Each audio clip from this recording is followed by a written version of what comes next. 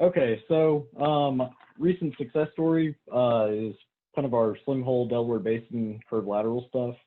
I kind of talk through what the challenges are there and why we feel like we've come up with a pretty innovative solution.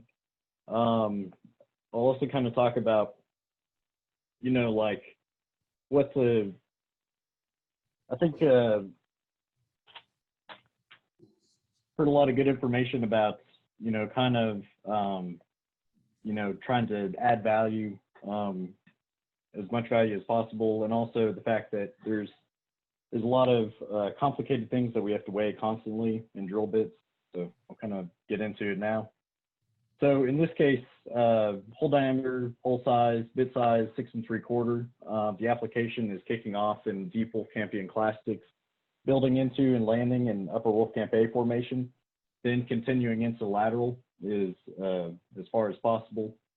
The lateral consists of undifferentiated shale, a little bit of limestone, and then an occasional interbedded carbonate stringer, limestone stringer. Kickoff depth here is roughly 11,000 feet.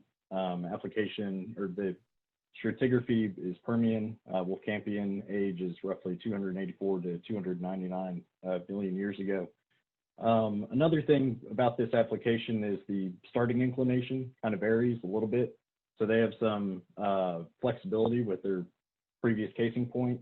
So sometimes the starting inclination is 1 degree, sometimes it's up to 75 degrees. So for this project, we, kind of had to develop a relatively versatile bit. So what are some of the challenges here? High lithostatic pressure, which can make kicking off or building additional angle challenging. That high lithostatic pressure also adds to potential ROP challenges. Being the fact that it's deep also increases the hydrostatic pressure, which can correspond to additional ROP challenges.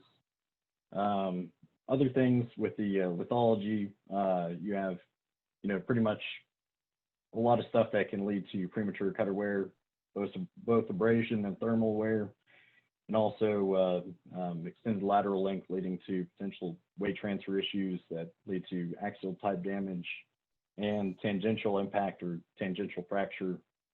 Some of the other things that the customer is trying to address are tool face for kicking off and drilling the curve, competitive sliding ROPs, competitive rotating ROPs, acceptable buildup rates.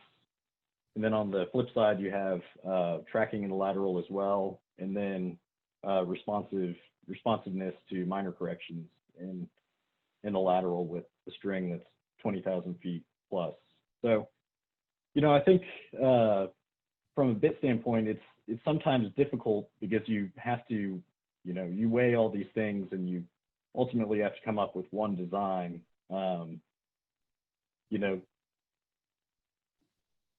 So kind of moving on, we came up with this 511, using the motor specifics and parameters, selected depth of cuts, use some optimized exposure for those TCIs in the cone for controlling that in the cone there. Kind of come up with a backbreak scheme that we feel like would be optimal.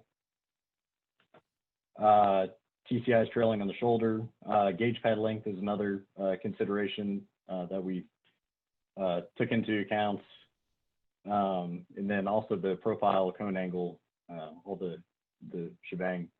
So what were we able to achieve? We actually set back-to-back operator footage records in 6 3/4 interval. The most recent one being 12,052 feet, which was a New Mexico 6 3/4 footage record. Unfortunately, they pulled the bit towards the end there, went in with a fresh bit, but all in all, a very, very successful run. So what are learning opportunities and what can we do to continuously improve? So as everyone here knows, drill bit design and cutter selection is a highly iterative process. Taurex is always looking to improve performance. we feel like we do this in a couple different ways. We increase our the granularity of our understanding in each unique application. We continuously objectively evaluate our product and our performance to make sure that we're putting our best foot forward for every run. We look at opportunities for even minute performance gains. We continuously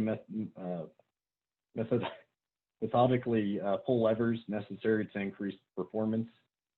And ultimately, it comes back to speed of learning. So we want to make sure we get the optimal design for each application as quickly as in few iterations as possible, or at least get as close to that as possible in the fewest iterations. And that's kind of all I had.